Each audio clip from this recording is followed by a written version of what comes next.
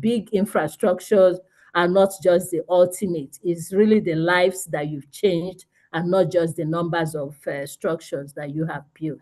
Thank you. Back to you, Honorable.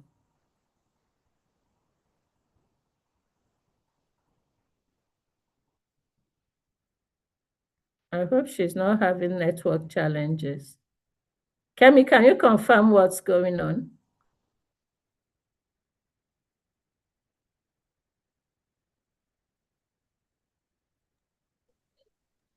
Sorry, please. Let me get in touch with her. Because she's It muted might be a and I can't slight, hear. yes, it might be a slight network glitch from her end.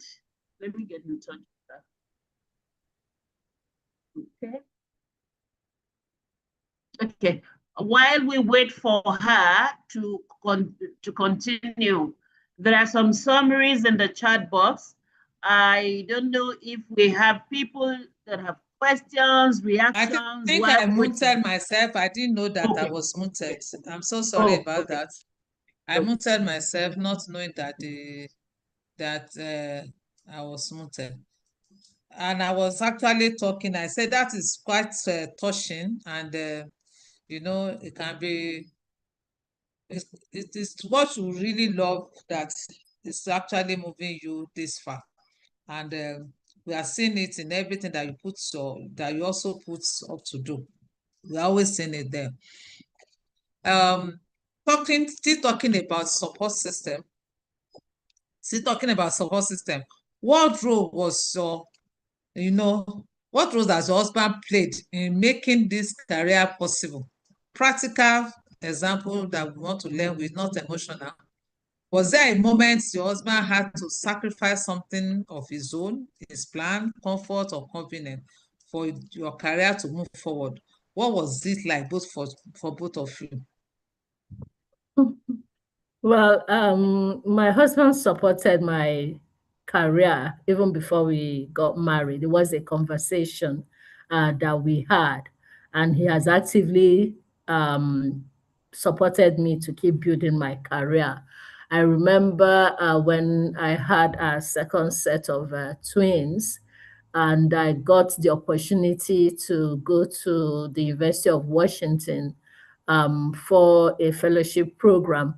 And we started discussing it, and he was like, "Wow, this is a good opportunity for you. But what are we going to do? The twins are just 11 months old." And we were discussing. I said, he said, I can cope if your mom can come in. One of your sisters is already with us. If your mom comes in, I could hire another house help, and we should be able to manage while you go away. And of course, I spoke with my dad, who agreed for my mom to come over for that 1 year period. And he graciously took in my mom and my sisters and the house help, and they were able to cope and hold these children while I went away to Seattle. And of course, two of the jobs I've done in the sequences were all found by him, actually. When I came back from the States in 2005, he was the one that found the water aid vacancy and said, "Oh, I saw something that fits your career." Even though he was in Lagos, the job was in Abuja, and he encouraged me to apply. And after some years in water aid, action aid advertised, he was also the one that called my attention to it and said, "Oh, I think you are fit for this role." So he's been an active supporter and doing his part in being with the children while I pursued my career. Wonderful. Please, please just give some emojis to let us know that this our daddy has actually supported our doctor and is still doing that. We appreciate him. Let us appreciate him. I also want to let us know that this is a very interactive section. So if you have any questions for doctor, she will be glad to actually answer. I don't mind, I will pause for you to answer it. If you raise up your hand or you just interject, you'll be allowed to do that. Moving on, where at this, I discovered that all your journey through, they are all male-dominated area. Advertising, governance, international development, was there any man who genuinely opened the door for you rather than guided it? What did he do? Well, I wouldn't want to. I think the person I'll give that honor to is my late father, Sergio Esufondo, who was the chief door opener as far as I'm concerned, because one, he prioritized my education and that of my siblings. And when this is articulated in my book, when at 16, when I finished WAEC and came home and had suitors that I could have married at 16 and truncated my education, he stood his ground, even if it meant losing money that would have boosted his business. He stood his ground that I was heading to the university. So for me, I think I owe that honor to my father. He also taught me to have a voice. He sat me down and encouraged me, when things are happening in the family, larger family. He told me his perspective, his view, why he's having that view, tells me what my uncle's views are, and and I'm able to interrogate and ask him questions and all of that. So really, my father is the person that really I stood on his shoulders to aspire, and he supported my aspiration. So that's one thing I would say. My husband and then the spiritual mentors also who were around me are other men that encouraged me to go ahead. So I would say to people that are listening that the people who open doors for us are not often those that believe in our potential, but is that rather see our potential, but they believe that there's something in you. My father believed that I wasn't just going to end up being just a wife, and he gave me that encouragement. Yeah, I'm really glad for Daddy, and I'm sure wherever he is now, he'll be glad that he did that. Thank you so much for that. Um, I have a hand up, and the name is not there. It's Infinix X27288. Please, as you are joining, it will be good for us to rename our device. That hand that is up, you can unmute yourself and speak. But please, after, we need to rename your device. You have the floor, please. So your name as you speak. Okay, the hand has dropped. Okay, it means we have to continue. That person is not speaking. But when you are ready to speak, we'll be ready to hear too. So moving on, what will you say to men in leadership about what real allyship for women look like? Not in theory, but in practice. Hmm. Well, this is a loaded question because it has various perspective and intersectional issues to look at. Because first of all, men and even the women need to understand that society still expects women to carry the full weight of unpaid care work at home, even as they contribute financially. Women are still expected to nurse sick relatives, prepare meals, provide childcare. So for me, a male that is a real ally in the workplace needs to understand this. And that means that there's no harassment, first of all. He's not hitting on the woman and seeking sexual favor. He's creating a workplace that is safe for her to be in, such that her husband or in-laws or whatever are not feeling, that she's going out there and compromising the vows of her union. He's also a person that doesn't set up meetings at 4 p.m. You remember back in the day, someone we both know together that will set up meetings at 4 p.m., forgetting that this woman has either a baby at a creche or is married to somebody that expects a fresh soup that evening, and she needs to pass through the market before the market closes. So somebody that understands that weekends are for family. And even if there is going to be a weekend work, it has to be an exception and not the norm. and where weekend work is done, that the woman is given time in lieu. For me, it's also about flexible working, arrangement, family-friendly policies that allow flexible working, remote work arrangement, maternity, paternity leaves. And one of the things that helped me, I had all my children while I was rising up in management. All of them attended board meeting from the first to the last. I was suckling my babies in board meetings, and there were creches just right there in the office for them. So it's also the man that understands that that woman needs that accommodation of having creche right there in the office that enables the lactating mother to have her baby close by. And finally, I would say sharing information and opportunity freely. Sometimes we see people withholding knowledge, from women, and this stunts their growth. Some people just discuss as if in a boys' company, and the woman doesn't know that opportunity for training or other things are available, and eventually she gets frustrated. So real allyship, really, if you ask me, is structured. It's not sentimental.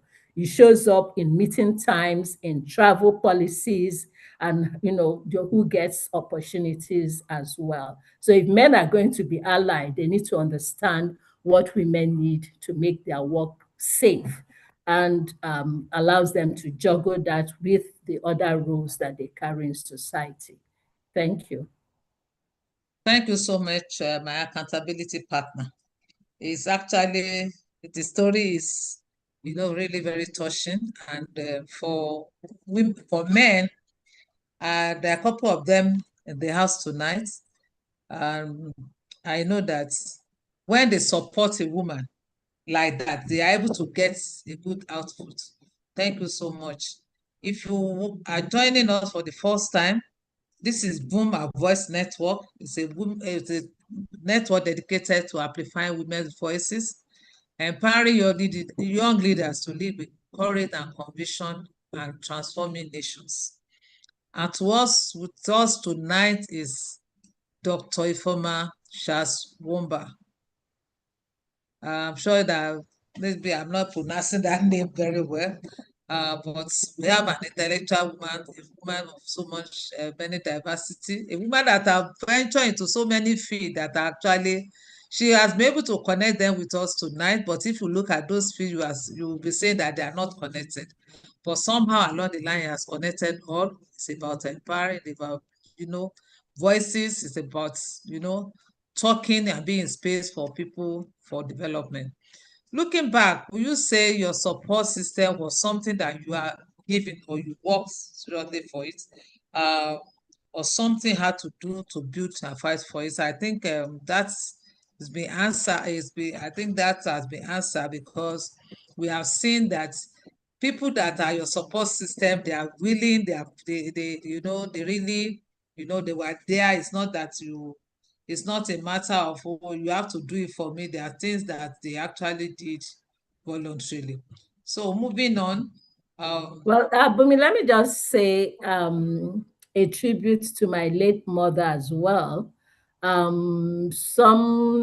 don't know how other people experience their own, but mine, like my dad, was equally supportive. I mean, leaving the comfort of her own home to come and stay 1 year with my own children, it's not a small feat, and she did that. And even after my dad passed, she moved in with me and was always there with my children when I travel a lot. And then, of course, I've had my sisters, and I want to acknowledge that they were also there, the last three being like de facto moms to my children. And then I've had friends. I really wanted to bring this up because you have to be deliberate about building your support system if you're going to succeed as a career woman. It's not something you leave to chance. You have to be somebody who gives, and therefore people are willing to give onto you as well. I have friends, colleagues who go when I'm not around to my home to check on my children. Some take them out, some I live in their care. And even now that my children are young adults, I have friends both in the States, in the UK, who go out of their way to be present for them. I particularly want to honor my late friend, Dr. Ronke Ladipo, who, if not for her, would have lost both twins the first time. She was the one that went to the hospital, saw that they were infected, and drove around Ikeja to find the hospital where they were transferred to. So really, a strong support system rarely happens by accident. It's built through relationships, invested long before you need them. It's not when you need them, you start calling somebody. That's extraction. You really have to build that relationship. Thank you so much for that clarity. Um, we've learned over the time that there is someone that actually supports, survive, or move up alone. Someone has to just lift up your hands up. Can be your parents, can be your friend, and somebody has to just be there for you at any particular time. This is our support system, and we have been told that support system are not accidental. It's something that you intentionally build yourself. It's not when you need them that you begin to call them. Thank you so much for that clarity. And talking of faith, I read, or we have listened to your profile, that you are a woman of faith and a devoted wife and mother. And the opening passage, sentence you read to us was that everything about you is about grace. So, how were you able to connect being a woman of faith, a mother, and how we thought there is none of them that is not demanding? And with global career, how have you been able to hold or held those identity together? Hmm. Well, first things first, I would say that my relationship with God is my true north, really. Is my true north. It determines and shapes every other thing. How I treat people, how I raise my children, the jobs I choose to apply for, or why I even walk out of some jobs, how I manage my resources. So that relationship is the true north. And then every other thing is woven in, centering on that relationship. So it's not been easy, but I've been able to, by that grace and the grit that God has given me, to be able to walk through it. And so it's demanding, but then understanding that, you seek him first, every other thing gets added into what you're doing. Sometimes what we miss is that when we get into some roles, we make our relationship with God a backseat. And once you do that, you start doing the heavy lifting yourself. But when you still remember that he gave you this role and you prioritize that relationship with him, you see his hand coming. An Isaiah 41:10 woman, I always say, he says, do not be afraid, I will help you. And he has helped. He's brought people in the office places who helped, in neighborhoods and everywhere. I've been helped. And so I think that it's that being able to stay true to your faith, anchoring, these many roles into one non-negotiable core. Every other thing just flexes around it. That's how I've been able to manage so far. Oh, that's wonderful. Choosing the kingdom of God first, and every other thing we align. That's what the word of God actually made us to understand. So, knowing God, is not negotiable, and seeing God move is something that you see after. Thank you so much for that. Um, in making decision in life, making decision even in career and everything, we also know that God take the center space. So we appreciate that in every of your career move. Looking at grace and grit, your memoir. Your memoir is titled Grace and Grit, My Journey of Faith, Purpose and Leadership. What's those two words? What do they really mean to you? If there's something I always say is I'm a product of grace. because I've had opportunities that have come my way that I didn't even know existed. Take, for instance, the opportunity to go to Seattle. I didn't even know that the University of Washington was running a population leadership program. I wasn't aware. But the year before, I had gone to a John Hopkins organized event in Lagos, representing Society for Family Health at that time. And at the meeting, I raised my hand and made a contribution and got on the flight, went back to my office, only for somebody to send me a mail a couple of months later and say, oh, I was in that meeting in Lagos. This is a professor in America. I came for that meeting. I heard your contribution. And there's this program that the University of Washington is doing, and I think you should apply. And that was it. I didn't know the program existed. Somebody had me, said I should apply, and I applied and I got that program. That changed a whole lot of things. That 1 year in Seattle, what we were taught and all of that propelled my career. So, I I can't put that on me that I knew I was searching and whatever. I wasn't. It just came that way. The work I did, my last role, applied for a national country manager position, to head one country. But after the interview, the panel said to me, they said, okay, you're the preferred candidate, and they started processing that. A couple of weeks later, they came back and said, oh, the multi-country director resigned, and the panel thinks, after listening to you, that you can be a multi-country director. Do you want to apply for that? And that was how I applied and became a multi-country director. So when I look at those, it's just grace speaking. But then when grace opens that door, you have to have the grit to, which is the courage and perseverance to keep going. When I finished secondary school, I came out with four credits, an A and 3 other credits.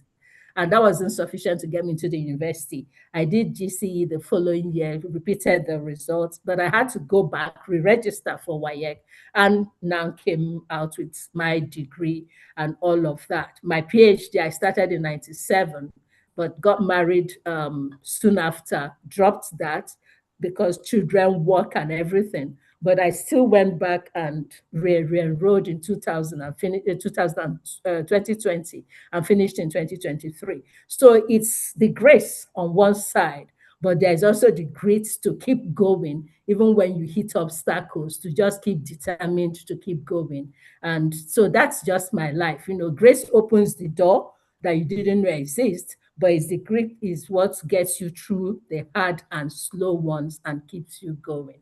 So that's why those two words just depict what my life journey has been. That's wonderful. Wonderful. In short, God's open door.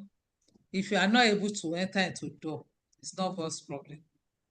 Hard work is also very important in the journey of life. You pray, you walk and pray. It's not praying, it's not asking for grace. It's not praying that God bring job for me. When you get that job, ability to be able to take the opportunity, grip the opportunity is also very important. Thank you so much for that beautiful response.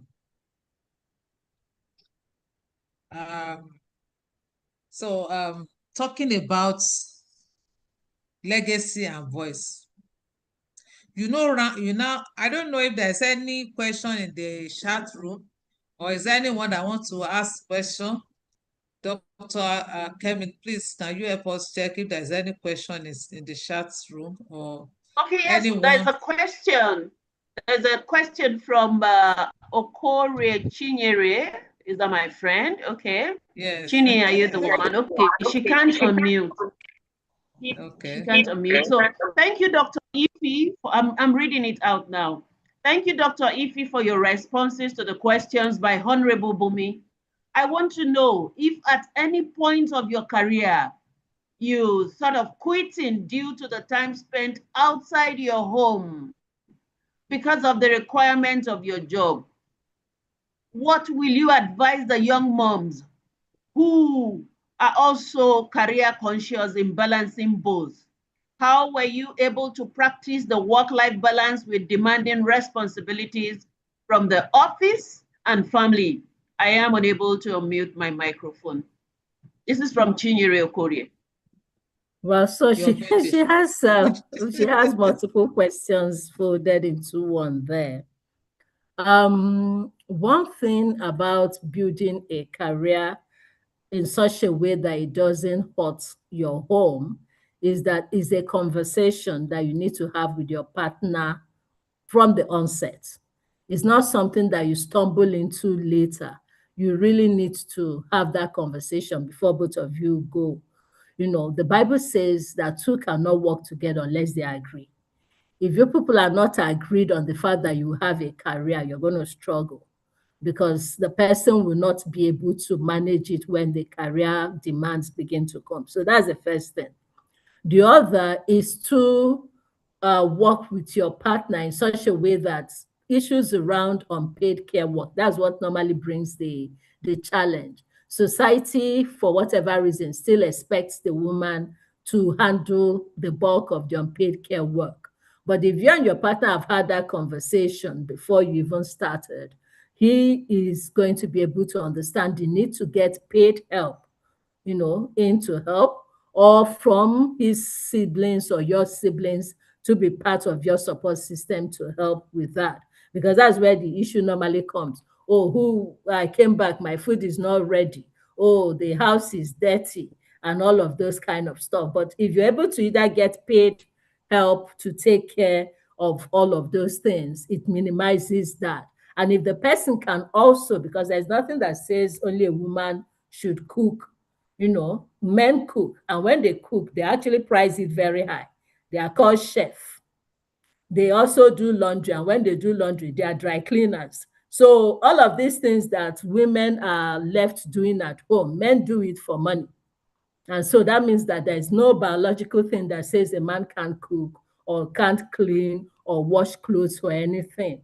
So it's having that conversation so that he's comfortable when you travel, that, you know, he's able to hold forth in the house. So that's another. But then there's also the bit about planning. You know, one of the things I did was to plan. I used to have a menu when my children were younger, menu that goes from Sunday to Saturday.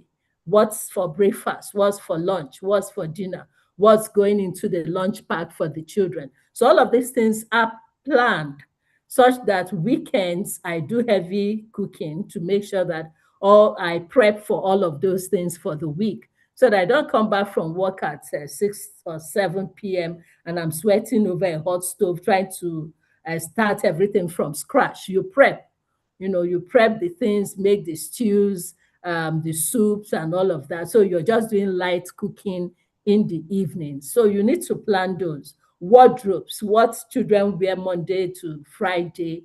You know, you lay that out, you know where what is happening. When you go to market, you buy bulk for their what's it called? Refreshments for schools, school supplies and everything. So some forward planning. You're not going to run a proper home and a career if you're not organized and you don't plan, because it's that money that you start sending somebody to go and buy spaghetti that you cook to put in their lunch box. If they're going with the school bus, they'll miss the bus. If you're going to take them, you go late and then you come to the office sweating and tired and telling your boss that traffic. And that, of course, begins to count against you in the workplace because you're not holding it down properly there. So you really need to be organized and plan if you're going to run a career. And everything has to be forward thinking. You need to think about it before it happens and not just wake up in the morning and start thinking, what will people eat? No, you're not going to be able to hold a career doing that. So please have that conversation with your partner. Be present. Those of us that do work that require traveling, work your phones, call your children, do video calls, check on assignments and all of those things. Know their teachers, you know, so that they're able to tell you if your child is misbehaving or doing any rash thing in school. So all of those network, you know, all my children's teachers from creche to university. I know them. I have phone numbers. I call. During holidays, I send books or things as gifts. But the Bible says, it makes a way for you. The person is able to pay attention to your child, is able to call you if homeworks are not submitted on time because you are away and you were told, okay, mommy, I've done it. You're not at home to check. So it's that teacher that would let you know that, no, this assignment didn't come in. So you really need to be on top of your game if you really want this career. Otherwise, you might be able to get into trouble either in the office because you're coming late and looking flustered, or at home, you're coming late and there's nothing prepped and all of that, and your home is disorganized. Either way, you need to be on top of your game. Oh, thank you so much for that wonderful explanation. It's not easy for any woman to be up there. There's no doubt about it. See all the dimension, all the things that women have to do, the prep and everything is not easy. But God has really helped you. The grace of God was actually very available. I have another person that just raised up the hand. Adebola Alimat Babalola. Please unmute yourself and speak. Good evening, Mas. Thank you very much for this night. It's been insightful. Ma, please, what you just answered I think is exactly my case, because the paid help comes and go. They are not kind of stable, and to manage career and 4 toddlers has been very, very challenging. My spouse is very busy. Even if he wants to, he's very busy. He can only come in and feed the children, and he doesn't have much time to even attend to anything at home. So that is why I love the question when the person asks, is there a time you have to go out of active career to just um face the home front? I please, ma, can you answer that, ma? Thank you. Okay, Thank thank you, you. Alimat. Yeah, well, I haven't had to drop off work, and that I owe to my husband, my mom, my siblings. And of course my dad. They've always been around me, so they've basically held the fort when I go out. And so where you don't have that support, because I've had my shares of also strange house helps and all the dramas that come with that. But because I've had good support from trusted family members, I don't have the experience of dropping off work. But where that becomes necessary, we're living in an age where technology allows you to either flex work or to do flexible working, or also look for alternative means of income such that you're able to take off some time to work. But in saying that, I would also say to you and your partner, whose work is bringing the resources that is needed the more. Rents are not coming down, fuel, everything. If, for instance, your partner is earning X amount and what you're earning is more and brings more comfort to the family, you might want to have conversation between the two of you. It's usually hard, but it's a conversation that must be had. I've had friends whose husband decided to stay at home, especially when living abroad, where finding help is pretty expensive. Some have taken to be stay at home for the 6 months or so for their children to be old enough to get into creche and all of that. Some have shared alternating days. That's why I talked about when I was asked about allyship. I mentioned flexible arrangement. One thing that we picked that was good out of COVID was alternative ways of working. The fact that you can stay at home, especially if your work is computer based, and deliver. And so if that's the case, try negotiating maybe 2 days work from home while your husband also tries to negotiate 2 days work from home. And between the two of you, you should be able to now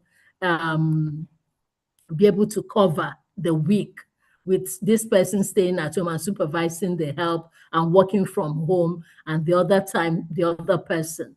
That way, both of your career can continue. But where it becomes impossible, really, where all the money, especially those living abroad, you make the money and you transfer it to the caregiver and all of that, then one of you might decide to take some gap year, stay at home until the children are nurtured and probably get into kindergarten or something that allows you to work. But the fact remains that the literature is out there that most times we just say it's the woman that has to stay at home, even where she has the opportunity to bring a higher income and make the family more comfortable. But because of patriarchy, because of ego, you just say she's the one to stay at home and everybody suffers. You know, she stays at home. What the man is bringing is not enough. And then the children are demanding, school fees are coming and all of that. It creates tension. And you find out that your relationship is not optimized because you're always quarreling over money. But if the person with the highest income stays, at work, which might be the woman in some cases, you can manage your family finances a little bit better. So communication is key in your relationship to be able to keep your career going. And again, like I said, it's making use of everything. Early child centers like creche, living work, arranging flexi times, really. In my office, I had people that resume at 7 a.m. So they go drop their children at 7 a.m. and they are closing slightly earlier than everybody else because work really starts at 8. They resume at 7. And instead of leaving at 4:30, they're leaving at 3 because they started early. And then they pick their children from the creche and they're heading home. So they're able to juggle that. So these are conversations. You can also have that with your boss in terms of that flexible arrangement of starting earlier than everybody and leaving earlier so that you can manage within the time that the school or the creche is open to support you. I hope I've answered your question. Thank you so much. I guess so. But Alimat, I hope your question is answered. Yes, ma. Thank you, ma. Welcome. Let me just read this from the chat room. Dr. Femi, okay, let me just read this since I'm seeing it. This is from Ifenis. Please rename your device, but I'm going to read this to our special guest of tonight. He said, "Hello, Dr. Ife. I couldn't unmute my phone. Please, what can you say for a young career woman who wants to I thought that was transit?" the same thing from they've read, is it not? I think that's the one from Chinyere that was read. Kemi, can you confirm? No, it's another one. This one is from Obianu to Jane. Okay, go Let me ahead. just finish it. If it's the same thing, just summarize for her. A young career woman who wants to transit to another career dimension, but each move look as if she's eating a raw, like transiting from marketing to administration. This is from Obianuju Jane. Okay. One thing about career and career moves is to keep upskilling yourself. You need to upskill. You need to look at what skill is needed in the area you're moving to. Sometimes you can't just transfer what you're doing here to there. You need to learn. I headed an infrastructure organization, and I'm coming with 2 master's degree, none of them in engineering, and a PhD in communication. But I had to learn. I have to learn how to read the bill of quantities. I have to learn how to read FIDIC contracts. I had to learn how IPCs are measured and all of that. And then for procurement, to be a procurement authority, I had to learn, how to review procurement contracts, both the technical and the financial and all of those. So you really need to build your skill. Look at that area you want to pivot to and look at the skill sets that are needed. Fortunately, there are quite a number of free online courses that you can take. Find out the skill sets that are needed. And most times now, people need certification. There are various certifications online as well. Please get your skill tuned up and then apply. And then, of course, because of funding cuts, some agencies might not have money to employ. You can volunteer and just start from that volunteering, build your skill on that, study them, and then when they see your aptitude, that gets you going. I want to say that when I finished my undergrad year, we couldn't join youth service immediately. And I went back to the office where I did my second IT. And they said to me, oh, we don't have space now, but our receptionist is going on maternity leave. I could have said, oh, I'm a degree holder, I'm a this, that, I can't be a receptionist. But I said, why not? Instead of staying at home and watching television, I took up that role as a receptionist. And what happened? The office itself transferred my NYC from where it was posted in Edo to Lagos and wrote NYC to post me to that office. And while working in that office, they paid for me to get my first master's at UI. So it's really how you also carry yourself and your aptitude that people see that will now determine the altitude that you're flying at. Thank you. Thank you, your attitude determine your attitude. And at any particular time when you get a new job, you must upskill. Because if you don't do that, even the same job, if you're an accountant, you need to know the relevant laws, the new laws. You need to continue to upgrade yourself. I want to read to our guest again. I want to publicly give the speaker, Dr. Ifeoma Charles M., her flowers. She deserves more for being more than my support base when she was my boss. She's a practical example of counter that say that women do not support each other. Dr. Ifeoma is a good example that when women support, they support with understanding and empathy. God bless and honor you, Ife, for all that you did. I want us to clap for our speaker of tonight. Please let us give her. She supported me. She encouraged me. I can't tell her story on this platform. But I'm so happy that Augusta is on the line tonight. Kemi Akimushire is there. Chirinyere is there. So many of us. And I'm also seeing Auntie Christy Laniyon. He said it is very crucial for a woman to build a network of relationship and connection to support domestically and professionally. These are all my big supporter. Thank you so much, Auntie Christy, for coming to join us tonight. Somebody say, please, where you do not have trusted support, like Dr. Ife is saying, okay, sorry. When you do not have trusted support, like Dr. Ife is saying, you must look for alternative, remote. One of my greatest regrets is not thinking, it's not thinking, my greatest reward is not taking my children to work. Where I could continue bonding and providing better oversight. The target is to do more parenting while children are younger, so they turn out the way you want to avoid heartache in future. No regrets.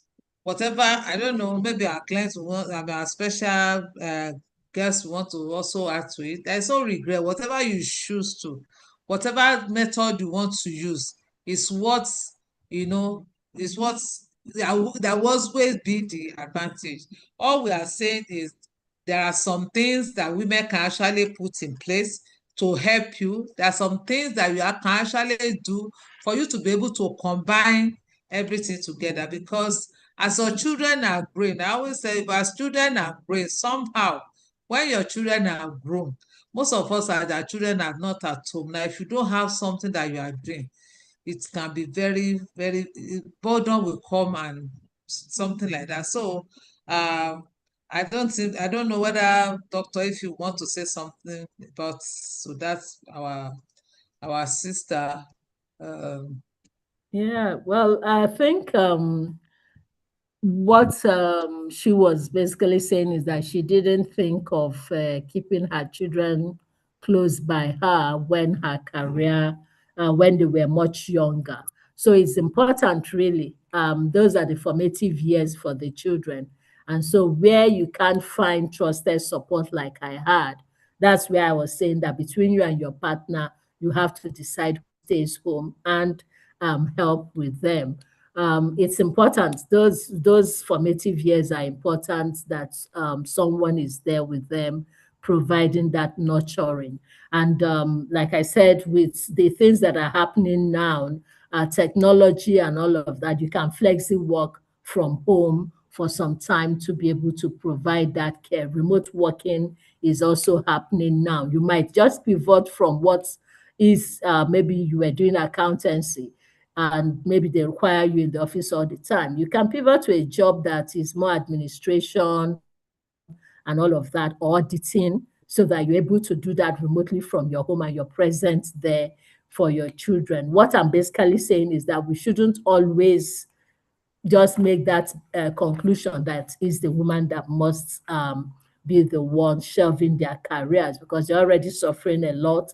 Even where today, in one of the professional platforms that I belong to, I was sharing a report I saw about the pay gap in academia, where male teachers, professors are being paid more than the female. And the researchers looked at various parameters and nobody could explain why.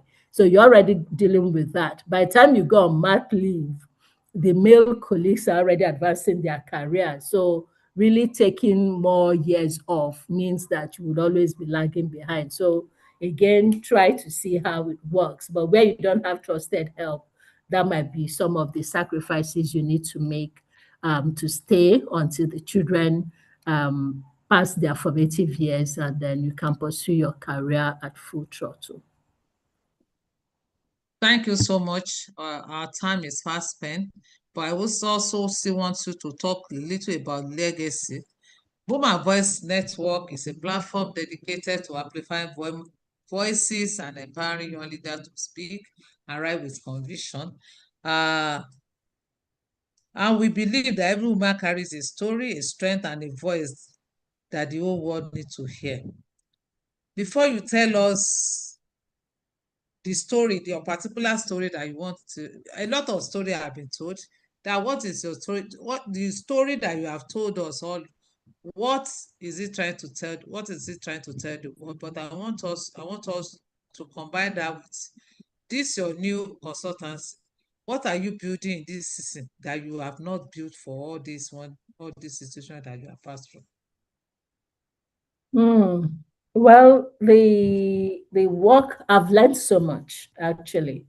I've been both on the NGO side, on the UN side, in the private sector, and I've seen quite a breadth of experience. And so, my work at Communicate Change is really to support agencies, to support development partners and government agencies to design sustainable projects that really meets community needs. Sometimes some of the things we design sometimes are not always, they are just maybe what our donors want, but we really need to look at what does the community need, because that's what is going to be sustainable, and how do they find ownership in what we are designing. So that's part of the things that I do at Communicate Change. And then, of course, following the publishing of the memoir is also to mentor young people, which was why I accepted the invitation when it was offered to speak tonight, to share of the experience that I've had the privilege to live to live out and to share that so that others can benefit from that in modeling and building their own career. So really building something meaningful for institutions going forward. In terms of what story, I don't know how you put it, but what story am I trying to tell? What I'm basically saying to young ladies is that no matter your background, if you're willing to work hard with God on your side, you'll be amazed at how far you can go. I'm a first generation graduate, and I've gone all the way to having my doctorate. Two of my children are in postgraduate studies already.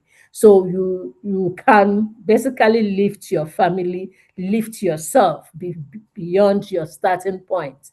Don't look at yourself and say, oh no, these are for people from here or people that have this kind of background. Background is a starting point, it's not a ceiling. So you really need to be able to shake it off and explore the horizon and just begin to move. And with God on your side, you'll be amazed at what you will be able to achieve. Thank you, ma. With God on your side, we can get to where we want to get to. And it's also about you lift up yourself and your family together at the same time. We appreciate you. Um, what piece of advice will you give to young people? Anyway, you have already given the young people advice, but what piece of advice will you give to young people when they are choosing people? Like husband, that kind of friend and mentors, who will surround them on the way up? What advice do you want to give to young people? Well, one of the things that I normally would say is be around people with vision. Be around people with vision. If you're with a man without vision, they will see your ambition as a threat. So you need to have somebody that is aspiring, that is going somewhere. Marry someone that is secure enough not to be threatened by your success. If your ambition is this high and his is this low, then you guys are going to have some issues. And then in terms of who you hang out with, who your friends are, who your mentors are, who you're looking up to, surround yourself with people that are going somewhere, or you will settle far below your potential. If you're not surrounding yourself with people who are aspiring, who have a journey before them, anywhere looks okay. You might just become a manager and you just feel, hey, I'm a manager. Meanwhile, your mates are international directors. Other people are aspiring and the Ngozi Okonjo-Iwealas of this world. What stops you? The only thing stopping you is in your mind and the people you surround yourself with. But where you basically, surround yourself with people with vision, they themselves will keep pushing you. They keep asking you, have you tried this?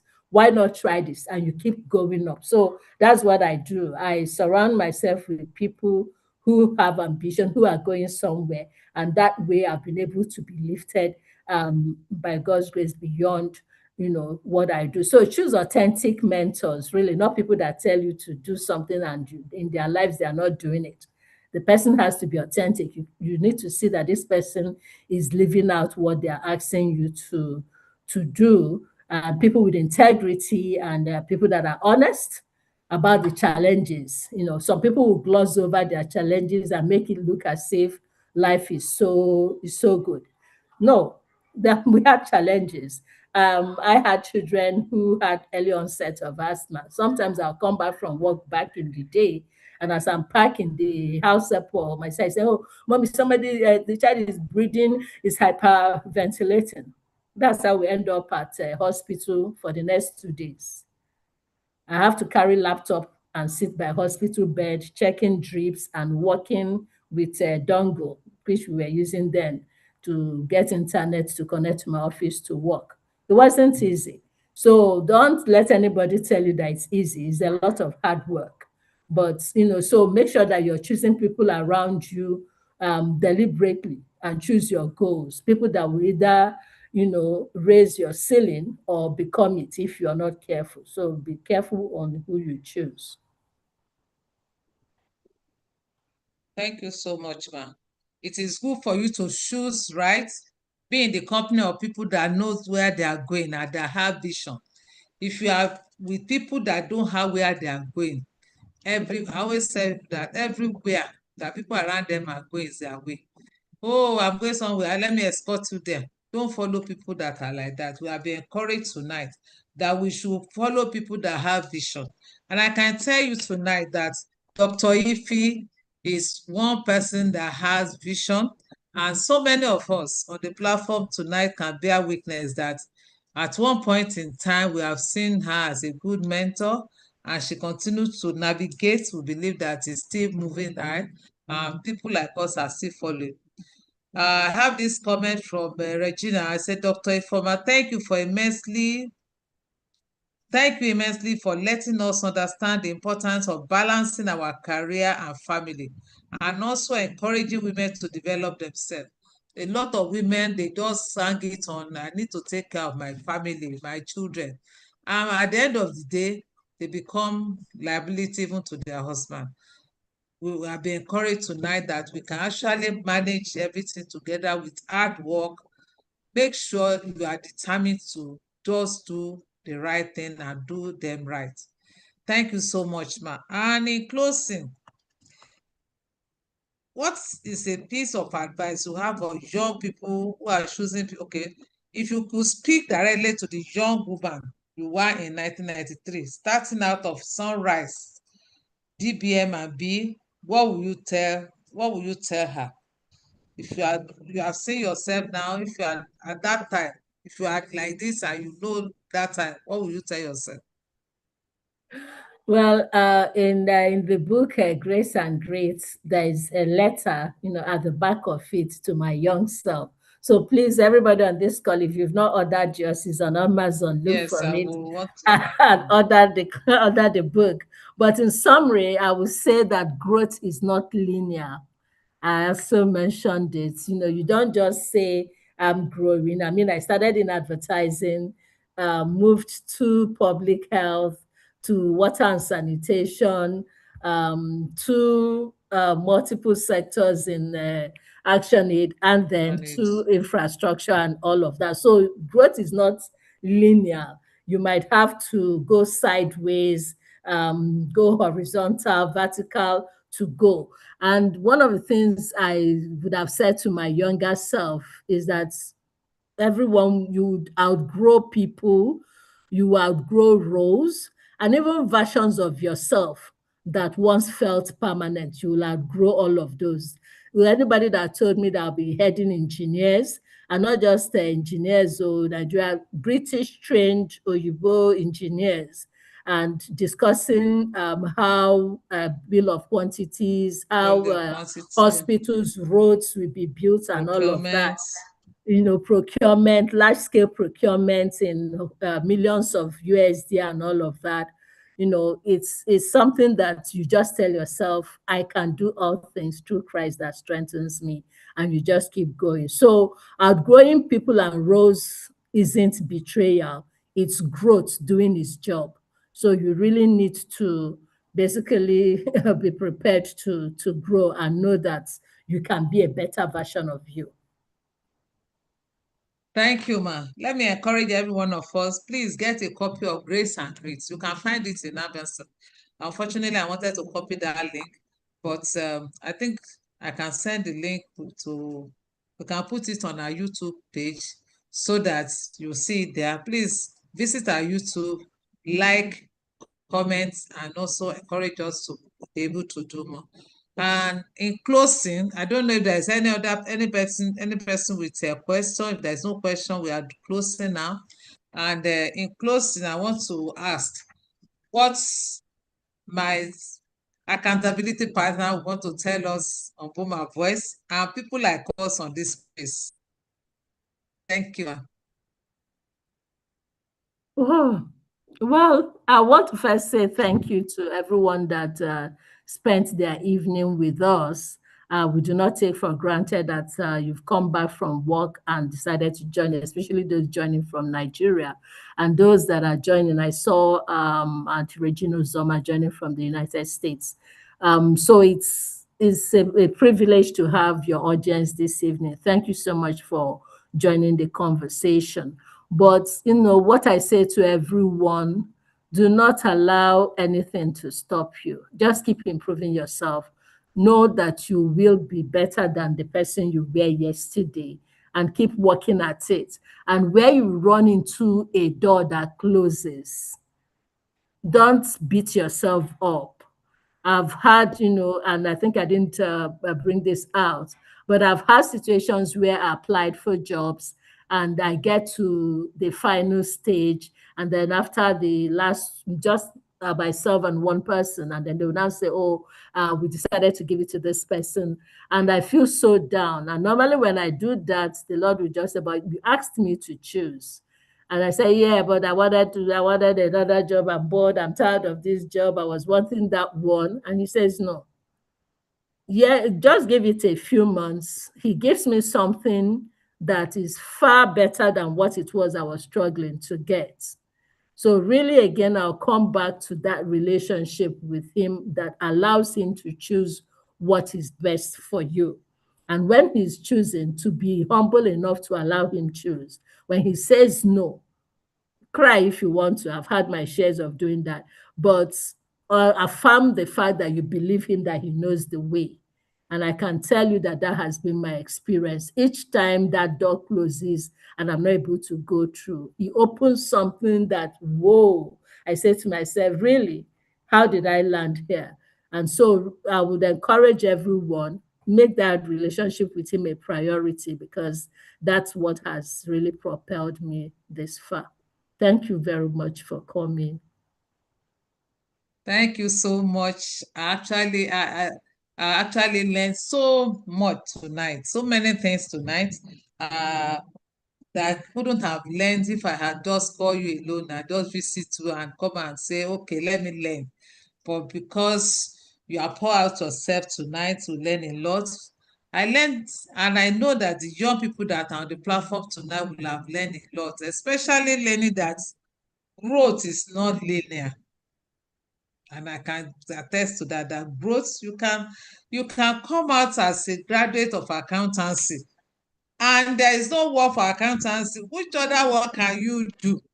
If you come out of university and you are looking for a job and there is no job and there is a place they want volunteer. We have learned so many things tonight that we cannot begin to quantify.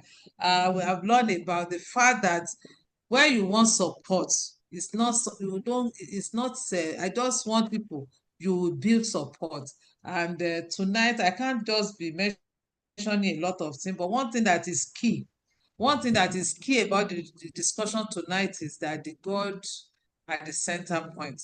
Once you have God at every point of decision, even when you make decision and you believe that and God does not want you to do that, because God is always by your side, we always say, sorry, my daughter, my son, this is not the way to go. And when that door closes, don't sit by the door. Look for another door, because when one door closes, another one will open. But if you sit down, you will not even see the door that is going to be open. Tonight, I want us to appreciate our guest speaker. I don't know how to appreciate you, but God will help us to appreciate you because of your time. You have really spent your time and you have poured into us tonight. The only thing that you can say is thank you so much. Thank you very much. Thank you indeed. And we appreciate you. Thank you everyone that is on the platform tonight. And I'm sure that your time is not wasted. I want to appreciate everyone that make it a day with us. Those that are linking with us from outside Nigeria, especially, I appreciate you. I appreciate my sister-in-law that is on the platform tonight, Pastor Bosede Adedeji. Thank you so much. Thank you so much. I also have Nancy that are on the platform tonight. I thank people that are from Come Empire, globally. Pastor Caroline Adebite, I thank you so much. Chinyere, the Action Aid Group, thank you so much for coming to learn from our mentor tonight. We know Action Aid, we call ourselves by name, but we know who is mentor and who is mentee. Thank you so much, Kemi.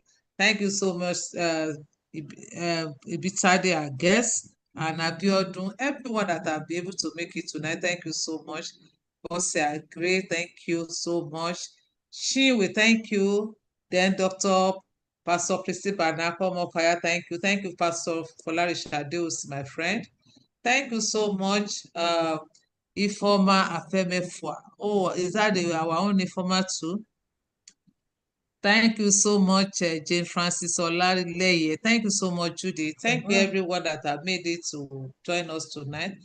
Those that internet are thrown out, thank you so much, Pastor Dupe Olaitan. Thank you so much, everyone.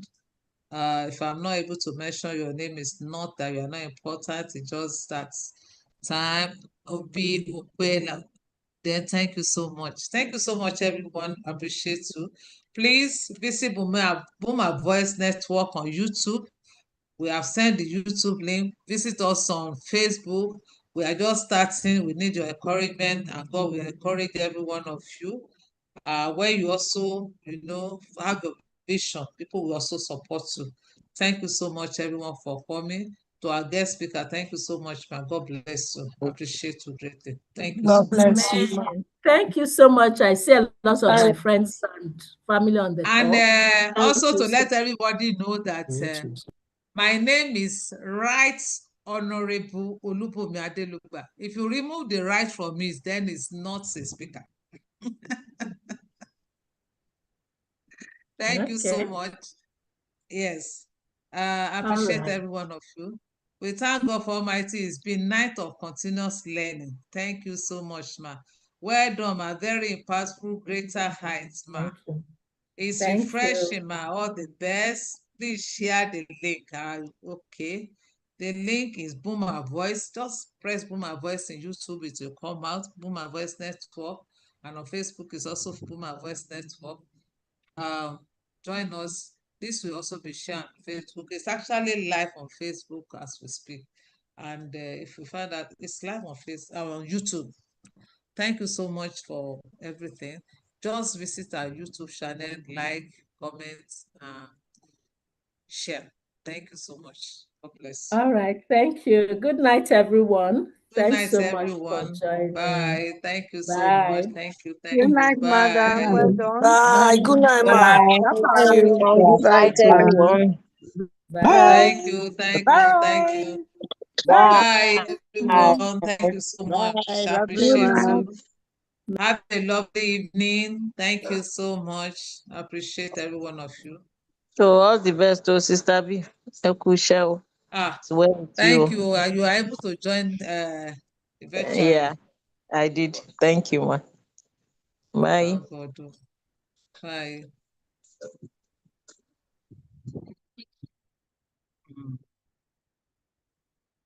Thank you, everyone. Samsung SM. Who is Samsung SMA 2668?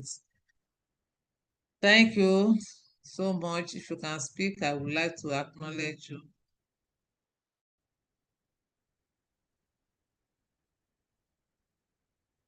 Thank you, Yinwa. Thank you, Adebola Alimat. Thank you, Alimat. Thank you, Blessing. Thank you, Sister Runke. Sarunke, I guess from Komopaya. Thank you. Okay. My Swan colleague. Thank you so much, Adijat. Ajia, thank you so much. I appreciate you. I think I saw Mrs. Thank you so much, everyone. God bless you.